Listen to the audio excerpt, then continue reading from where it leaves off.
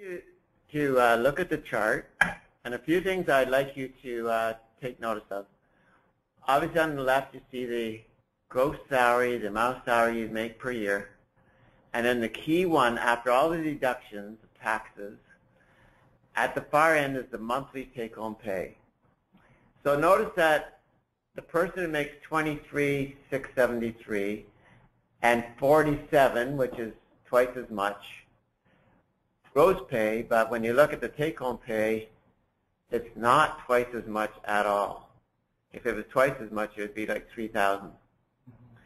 Notice that in the last two, 77,760 to 86, about 10,000 more per year, and it turns out to be very little per month extra.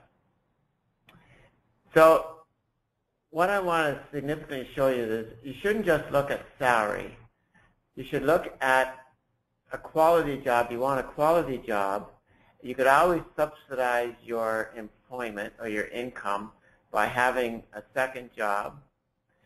Or suppose that you found the ideal job that you wanted in a small town that only paid $40,000, but don't forget, your living accommodations might be less. Maybe you don't have to commute to work. So all these things are factors that will influence that take-home pay and how you're going to deal with it. You might want to say, well, I would like to work 3 days a week and raise my kids. In that case, I'd be willing to make less money and get what I and enjoy what I want and cut back on some of the things that I'm going to spend my money on. I have some points in terms of what you should consider when you're looking at your lifestyle. Sort of what's your vision in life, as Roger was saying, whether you want to focus on a family, sort of what community.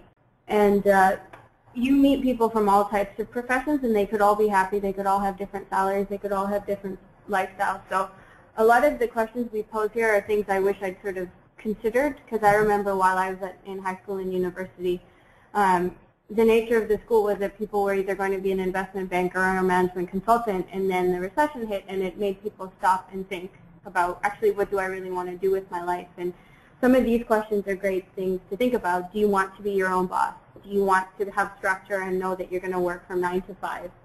Do you want to work outside or indoors?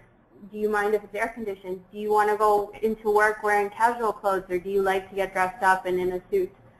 Do you like using your hands? Do you like using computers? Do you like being on the phone? Are you happy to work with people either face-to-face or on the phone? So they're all great questions for you to consider. And the other thing is you need to, I think nowadays people are looking for a stronger work-life balance. So you need to sort of set your priorities in terms of what would work for you. And opening your mind to different career options is a great way of considering sort of what lifestyle you can have, because there are many different types of careers out there. Just to kind of put a realistic approach to that, on the second point there, if I'm sitting in a dressing room in a hockey game, there's actually people that play on my team are dentists, truck drivers, plumbers, teachers, and artists, and a few others. And they all make a variety of different salaries. But you know what? They're all people that are successful in life. They have families, they have children, they own a house, they're happy in their jobs. And the important thing is, do they enjoy what they're doing? And I can tell you right now, the one that's the most unhappy was the dentist, because he didn't like his job, and he was going through a divorce.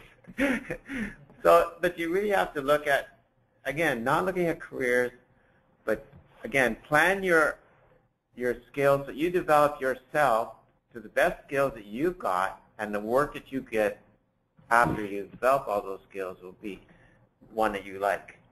And it'll pay.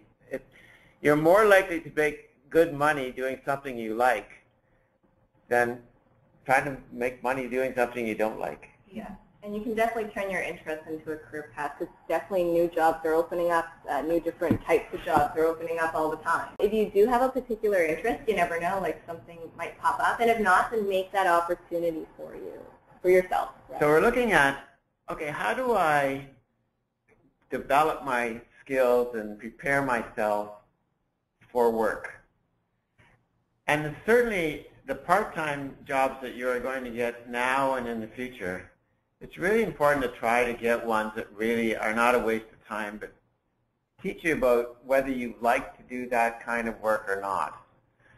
For example, my daughter wanted to become a pharmacist, so she went and volunteered at a pharmacy, and I said, well, I'll come and I'll help out, and you don't have to pay me. Well, she went and worked there, and finally, they hired her on. And what she learned was that she hated it, and she didn't want to ever become a pharmacist. So it wasn't a waste of time, and that's one way of you finding out what you like. Another one is co-op, and Ian's going to talk about that. Sure. So as a University of Waterloo grad, I actually had the privilege of taking co-op as part of my degree. And essentially what it is you work every other term for about 4 months in different fields. And I've had the opportunity to work in various different environments, including working for the university themselves, corporate companies, as well as even federal government. And I can tell you that each one of these environments are very, very different. Their purpose is different, the way in which the organization works is different, and the level of satisfaction, sort of what you can do within it, is very different. So co-op is a great way to find out what it is that you want, what you like, and what you don't like. I remember leaving one company and just knowing that I never wanted to do that ever again. And that, for me, was good enough in 4 months to know that I never wanted to do that again, instead of finding that out after spending 5 years in school, thousands and thousands of dollars, and then going through crazy amounts of job interviews to land into a company where you feel trapped. So co-op is definitely a great way to figure that out. Can I just say one thing about that? Co-op, obviously, you know about that in high school. At university and in colleges, you actually get paid for it, which is a bonus. Mm-hmm. And many, many college programs have what they call work experience, which is similar to co-op, and up to 40% of your time is spent on the job. For example, if you took a course at Loyalist in hotel and restaurant management, half of your time would be working in hotels and restaurants, learning the job. We actually have a question here from someone about this section, so I'm just going to answer it. How do you get involved in a co-op? Now, it's usually the structure of the program. So you can look in and you can see the degrees, and one of the degree modifiers would be co-op. So I know at Waterloo, the program that Ian did, there is a non-co-op option and a co-op option. Yeah, and so it's definitely something to look out for when you're looking for programs in schools. One thing I would suggest is if you don't find the program that suits you that has a co-op option, it's very much the same as a summer job per se. The only benefits to co-op is the networks of employers or places that you can get jobs for, just a little more support. But in terms of availability, every post-secondary institution provides you about 4 months out of the year off school. So it's really up to you to make it what you want within those 4 months. So it's either you go back home and study at the mall, or not study at the mall, but work at the mall like you usually did in high school, or you can put a little bit more effort and actually say, within these 4 months, I want to gain experience in this field. Which companies around my area provides that opportunity, and who am I going to contact to get that done? Yeah.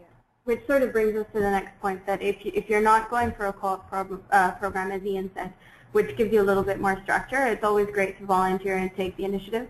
If you volunteer, you might not get paid for it, but again, opportunities could arise that you could. I didn't do a co-op program, but I always made sure to make the most of my summer so that I could get some experience, also get some money as well. So it's definitely valuable. You have to be a little bit more proactive, take the initiative, look for companies you're interested in. Oftentimes, if your school has a careers department, they'll be willing to help you out as well, not just a co-op student. So be sure to use them. But basically, take the time to sample. It's a bit like a buffet. You sort of want to try everything before you decide you're committing to that one course. So it's always good to keep your options open. Yeah, exactly. And I did a lot of volunteer activities, not really during the summer because I usually spent that time working, but I did do a lot of volunteer activities during the school year, and depending on how committed you'd like to be, there is that option out there. And it gives you a chance to, as Fiza and Bothia mentioned, in terms of like even with co-op or volunteer, gives you an opportunity to figure out what you like and what you don't like. And what's really, really important is sometimes it might be actually easier for you to figure out what you don't like. Mm-hmm. And if you make a list of what you don't like, you can definitely figure out what you do like, or vice versa. And every adult will tell you this. Whatever you do voluntarily, it always comes back to give you twice as much back. I'll give you an example. We had a number of students, I think there was 10 of them, volunteered to sell pumpkins on 2 weekends for the Rotary Club to raise money. And every student was offered a job at the end of the pumpkin sales because the people that were running it were businessmen who were looking to hire people, and once they got to know the person, they realized that they were good people and they were volunteering. They all got jobs. So just further to emphasize about developing your skills, if you want to become a professional athlete or artist or those types of skills, you really should be working on it now, many hours a day.